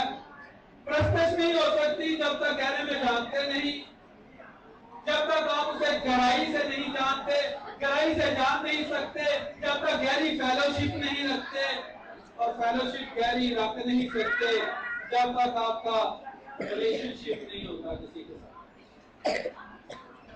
जब तक कोई रिलेशनशिप नहीं होता आप गहरी रफाकत नहीं रख सकते। और रिलेशनशिप इस दुनिया में टूटा था खुदा के साथ आदम का, यीशु ने बहाल किया है। इसलिए अगर आपका रिलेशनशिप बहाल नहीं है तो पहले रिलेशनशिप बहाल करें, फिर गहरी फेलोशिप में जाएं, और फिर आप उसको गहरे में जानेंगे, फिर आप उसकी गहरी प्रस्तुत कर सकते हैं। कहने को तभी और बहुत कुछ है, लेकिन आइए अपनी आंखों को बंद कीजिए, अपनी जिंदगी पर गौर कीजिए। आप कैसे परस्तार हैं?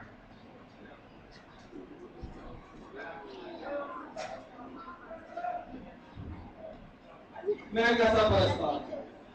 देखिए, हम सब ने अपनी आंखें बंद कीजिए, बड़ा मेहरबान, छोटे बड़े सब अपनी आंखें बंद करें थोड़ी देर के लिए। अपनी आंखों को बंद करके अपनी जिंदगी पर गौर करना शुरू कीजिए। अब अपनी जिंदगी पर गौर कीजिए, मुझे अपनी जिंदगी पर गौर करना है। हमारी मुस्लिम कौम की एक बहुत बड़ी गलती यह है कि हम अपनी सारी उम्र दूसरों की जिंदगी पर गौर करते रहते हैं। हम दूसरों को कलाम के आईने में देखते रहते हैं, वो ऐसा है, वो वैसा है, वो भाई ऐसा है, वो बहन ऐसी है, वो शख्स ऐसा है, वो कदम ऐसा है। और मैं आपको ये कह रहा हूँ, बड़े मेहरबानी, दूसरों को देखना बंद कीजिए, किसी कलाम के आईने में अपने आप को देखिए, आप कैसे परस्तार हैं, मैं कैसा हूं या कोई और कैसा है, इससे आपको कुछ फायदा नहीं होने लगा। आप कैसे परस्तार हैं, इससे आपके लिए खुदा की तरफ से बरकत के दरवाजे खुल सकते हैं। अगर मेरे पास बरकत है तो आपको फायदा नहीं है, सिर्फ इतना कि हम एक दूसरे के मददगार हैं, शेयर कर सकते हैं। लेकिन अगर आपकी जात के अंदर भेद है तो उसका आपको अब्दियत तक फायदा है। तो मेरे जीजो, जब हम आसमान पर जाएंगे, हम सब खुदा के सामने खड़े होंगे और हर एक अपना अपना हिसाब देगा। वहां पर मैं ये नहीं कह सकूंगा कि मेरी तौबा इसलिए लेट हो गई कि ये मसले थे या ये जिंदगियों के मुझे काम करने थे, या मैं गहरी रफाकत में इसलिए नहीं जा सका कि मैंने दुनिया के रिश्तों में ऐसा उलझा रह गया कि खुदा के साथ अपने रिश्ते को भूल गया। या मैं ये नहीं कह सकूंगा कि खुदा के साथ गहरी फेलोशिप नहीं रख पाया क्योंकि मैं दूसरों के साथ फेलोशिप रखने में बिजी था, मैं गहरे में नहीं जान पाया, मैं प्रस्तुत नहीं कर पाया। ऐसा कोई जवाब आसमान पर मेरे और आपके काम नहीं आने लगा, क्योंकि जब आपको समझ आ गई कि वो आपका निजात दहिंदा है, अब आपकी जिम्मेदारी है कि अपने यीशु के जरिए से उसको गहरे में जाने। इसलिए पौलुस जब कुलसियों को खत लिखते हैं तो तीसरे बाब की तीसरी आयत में ये कहते हैं कि हमारी जिंदगी मसीह में होकर खुदा में पोशीदा है। गौर कीजिए, अपनी अपनी जिंदगी पर ध्यान दीजिए, आप कैसे परस्तार हैं, आपको कैसा परस्तार होना चाहिए, मैं कैसा परस्तार हूं, मुझे कैसा परस्तार होना चाहिए।